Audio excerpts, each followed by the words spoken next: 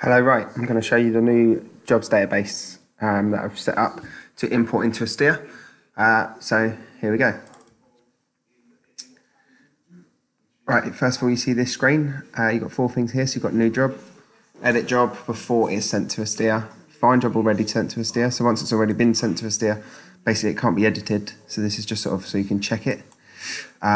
Export to Astia. So this is just for management only. So it's actually to put it into Astia. I've clicked on that and I didn't want to. Right, so we're going to go with new job.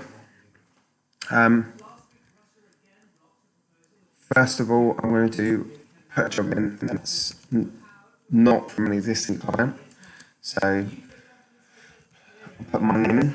Obviously, if it's an existing client, you put it in this first box here, so you actually choose the SDROP. I'll do that next. You'll see that the customer name has just updated there if I put it in wrong. Or put it in without the right capitalisation. And we've got a similar sort of check on email address if you put it in there because that's not very good. I'm just going to say an easy at sign. Similarly, if it doesn't have the right ending on it, this isn't an email address. It's not going to pick up every single possible mistake, but it's going to limit them certainly. Again, fixes the address up as well, and the city. Postcode's got to check on that as well. It's not going to, again, it's not going to pick up every mistake, but it's going to stop you putting in city and postcode box or something like that. So this is now where we actually check the addresses. So along that, so we go back to how we did it before. So we can copy the postcode. We can go to along that. Put the postcode in. You can see that it's got the right address, so that's you verifying the address. Copy long and long, so I'm copying the latitude now. I'm going to accidentally try and put that in longitude instead of latitude. See here, it's going to say it's wrong. You've got a range of between -11 and 1.9. That's for UK and Ireland. So I've basically worked that out so we can put figures in outside that range. What that means is that we can't put addresses like for America and Thailand and other things that we've accidentally put in there before.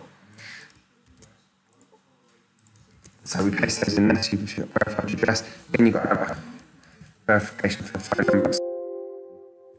2 little digits, it's going to your secondary number there, which is the same, but it's not required. Caller name. Again, it will put capitalisation at the start. You'll see the job ID has been created automatically. This is used to build the service order reference. At the moment, this is just 131 jobs. That's I've done 130 tests to get it to where it is now. Sales agent, JG, I can put that in for somebody else if I wanted to. So I'll do that in this one. I'll put it in for fairness. You see it's got my name up here, so it sticks to my name, but it adds, I can actually say, right, this is Fenner's job. So for example, put a heat treatment in for somebody else or something like that. Pest issue. Nice and quick, you can tab through all of these. Request type, default is paying, obviously you've got your other ones on there. Short description. Boston Eves. Let's see, next. Loft, for example. Drive. Priority, so this, you've got calculated priority here, which we'll come on to in a second. You've got override priority, so on this one I'm going to override it. I'm going to say, right, this is a wash job, but I want this to be highest priority because it's, I don't know, complaint customer or something like that. And fitting, let's say. Fix technician, so if you did want to put it onto somebody, it's going to tell us there, it's going to fix it to it on the steer, basically. And there's your extra visit notes and your ops check there as well. Time slot. So you don't need to put time slot in if it's a day response, so if it's the same day. Sorry, not if it's day response, if it is the same day. So this is time slot only if it is, like, it can be any time today or any time tomorrow or any time in the next 3 days, then you obviously would choose this to be the 18th. I'm going to put it in for 8 o'clock until 12 o'clock. And service price is at 0 at the moment, but I'm going to basically pretend that I forgot about service price for the moment and just say, right, I've taken a payment you can't take payment because you haven't got service price in there, basically. So it's saying it's got to be less than or equal to the total of that. So I'll take that out. It's actually got all the data I need in here now to save the job. Let's just put her in there. Let's just go in, except, like I said, I forgot the service price you see here. So I've tried to add in a paying job, which is up here, with 0 value, and it's basically saying it's got to be bigger than 0. So go, okay, go back, and I'm going to just put a ridiculous ones in here. So you see it's got this fat calculator, and that will actually allow me to now put in payment up to that amount. And choose the payment for payment reference, whatever it is, payment type. So I've actually added a payment. So I took that payment, I'm going to take that payment yesterday, so you can change the date on that. But at the moment, it just gives you the timestamp of when you're doing it. And obviously, I can choose this as a prepayment. So I've actually did 3 things in this: the customer, the job, and the payment to the job. And the invoice are 4 things really. And then I click save. That's gone. That is ready to be imported to a steer now. So now I'm going to put in another one, at this time, an existing customer from a steer, just to show you how they import. So we put that in there, customer name. Now this is going to actually put it in from a steer, so I could put anything in here.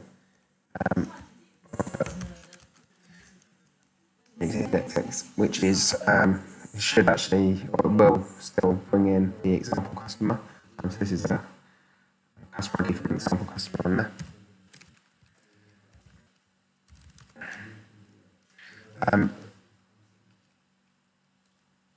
Address.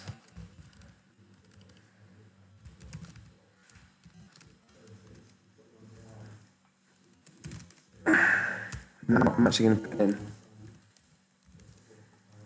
an address that we know is wrong.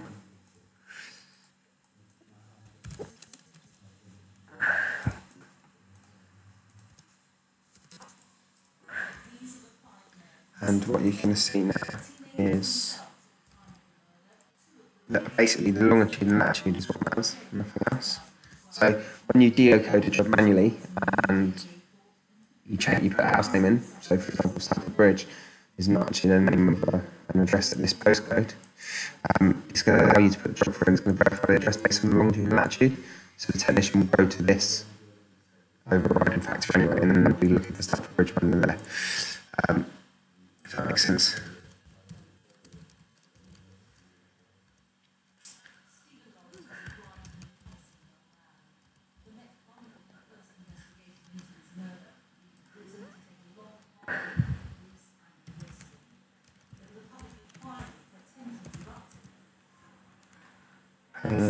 So I'm eviction and party subscription. That's on the page.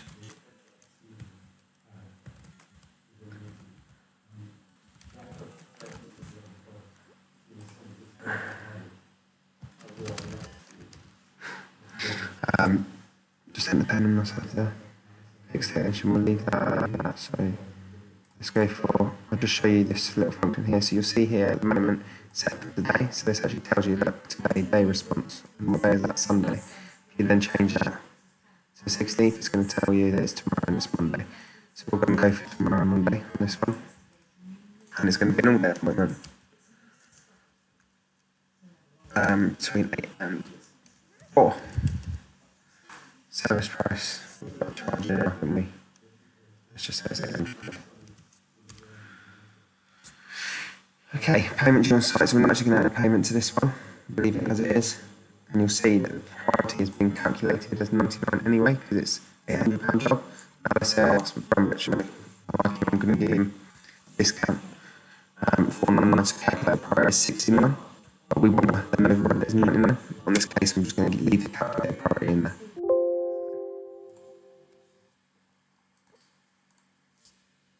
That's because I've already typed it in. But basically, it calculates it based on the price, like we said we would do. Save that.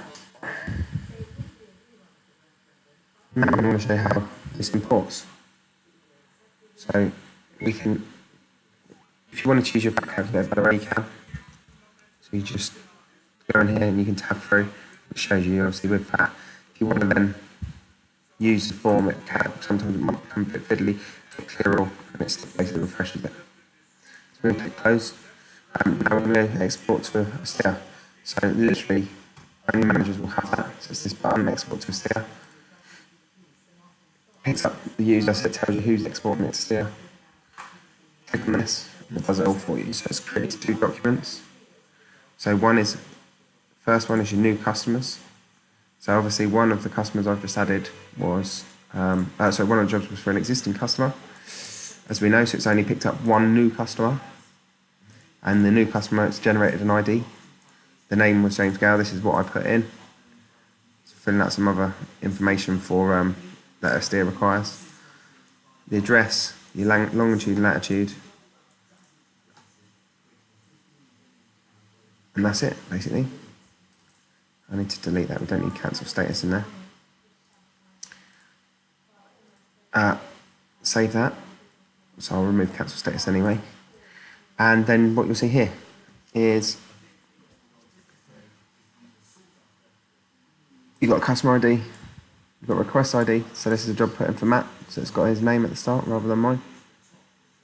It should also have his admin, right, so it keeps my admin ID because I physically added the job, but it tells you that I've put it in for Matt. Yeah. What else do we need to see? So open date time. If you remembered what I put in, so I think on the WASP one I put between 8 and 12, but it's adding on the duration now as well. So it works nice with the DSE. So automatically, without you having to work it out, which was obviously a concern of the office management, especially Sam, it's giving you a 4-hour time slot plus the 21 minutes to do it in, so we can get there at 12 and still finish by 12:21. Similarly with the rodent job, it's on the 16th between 8 and I put in 4, now it's saying 5 because there's an hour to do a rodent job.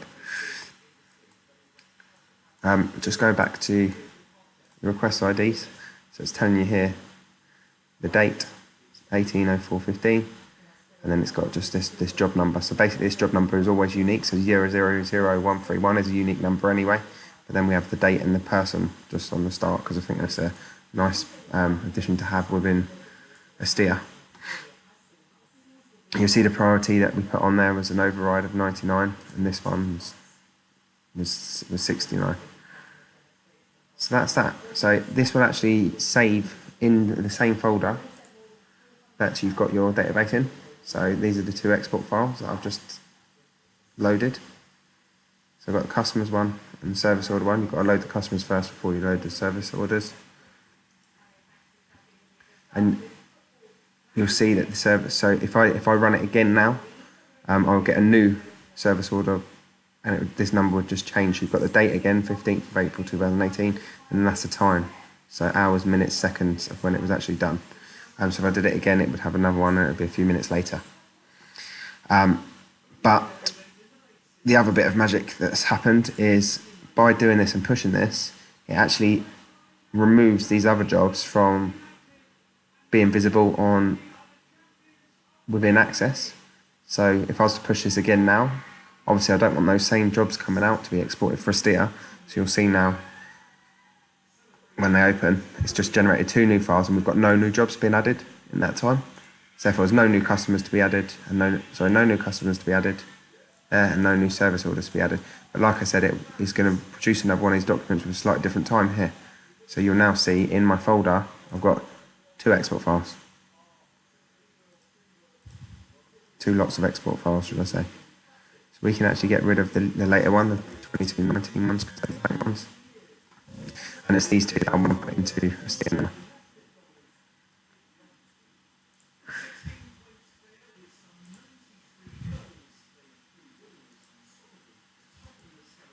So to do that, we go into Istio, we go into the import module. First one is cust. So I've made a new import template, it's AG cust sent. You can literally click on here, go to, so this is that same folder. So you find that customer imports, this is the 221600. Open, import, one was processed successfully, so we'll test that now. By going to, let's just load up the other one before we test it. So now we want to do the service order. Oh, let's should do this one. So this is another one I've created. So import access for access database is this one. And I'll literally again find the service order. Open. It's because I've got it open. Close it. Import, and that should give 2 successful ones. There's 2 service orders being imported. Fingers crossed. There you go. 2 successful. So now I can go on to service order module, clear request ID like JG, and the one I've put in, caller XXXX, example customer. So it's kept the customer name. It's taking this as a caller name.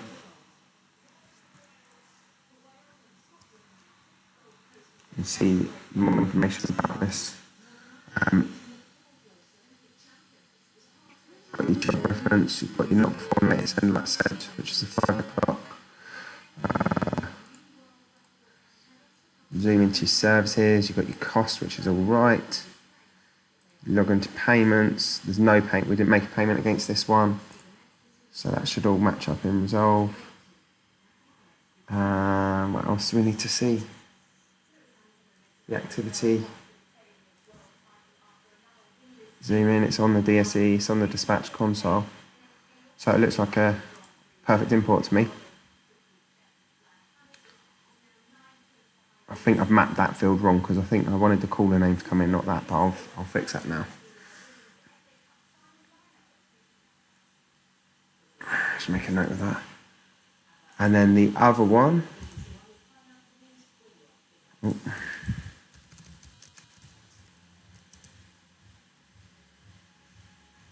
What's MF? So you've got his job here. So again, you've got your time situation, so that's 0.35, 35% of an hour, which is 21 minutes. So you can see your latest end there, fixed in. This one we did have a payment for. So you've got your payment in full, it's all added perfectly with all your references and stuff. Services, it's all as it should be. Activities, all as it should be. Let's just see how the resolve page, the transaction log looks like this. So yeah, so it looks like I've added the job, which is correct. And that's it really. So all we need to do now is run that process every hour. Cheers.